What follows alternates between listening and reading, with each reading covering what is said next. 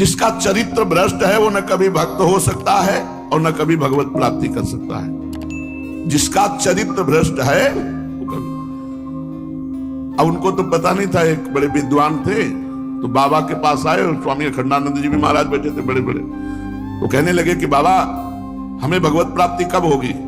ऐसे बाबा ने ऐसे देखा को अगर 7 जन्म में तुम्हें भगवत प्राप्ति नहीं होगी। बोले बाबा ऐसा क्यों? तो बाबा ने यही शब्द कहा था, आचरण भ्रष्ट पुरुष को कभी भगवत प्राप्ति नहीं होती। उसको हो ही नहीं सकती।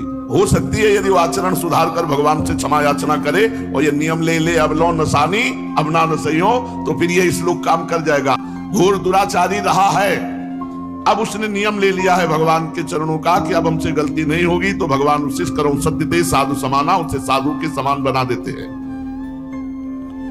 जो गंदा भोजन करता है, गंदा भोजन, तामसिक भोजन, रजोगुण भोजन, अभक्ष भोजन, और जो ग्राम्य कथा, लोक कथा, राजनीति कथा ये बातें करता रहता है, उसके हृदय में कभी भक्ति का उदय नहीं हो सकता।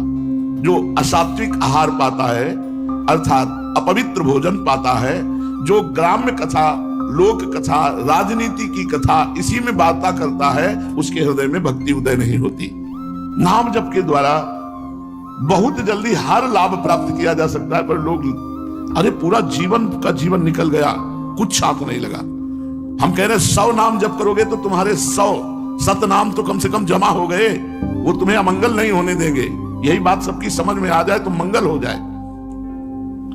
अपने को तो बड़ी कृपा होती है जब संतों के अनुभव होते हैं। कल एक वेशधारी 65 वर्ष के तो उन्होंने सत्संग सुना होगा, उससे प्रभावित होकर के आए होंगे सत्संग के प्रभाव से। उनका इतनी आयु हो चुकी है और मैं ध्यानस्थ रहता हूं, पर जिस समय जो विषय चाहता है मुझे गिरा देता है। मैं समझ नहीं पा रहा हूं कि मेरे पास वो बल क्यों नहीं, आप बता सकते हैं? हाँ पक्का पता है। आप जहां बोल रहे हैं वहीं बैठ करके हम बात कर रहे हैं, उसमें बिल्कुल शब्द यही थे। आप जहां बोल रहे हैं वहीं बैठकर बात कर रहे हैं।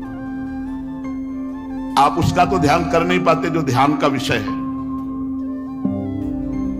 उनका आप विचार करके देखना, स्थूल सूक्ष्म कारण तीनों शरीरों का त्याग करके स्वरूप में स्थित होना वो है नहीं। बोले नहीं। तुमका निरंतर नाम जप नहीं है। नाम जप करते हो? बोले बिल्कुल नहीं। तो हमका फिर कहां से आ जाएगा आपके अंदर बल? तो क्या ध्यान करते हो? किसका ध्यान करते हो? क्या लाभ मिला? कुछ नहीं। अब क्या करें? आज से नाम जप शुरू करो और 1 महीना बाद हमें बताना तुम्हें कैसा लग रहा है। 1 महीना, क्योंकि कहीं ना कहीं साधन में तो लगे हो लेकिन सही ठिकाने पे नहीं लगे हो। नाम जप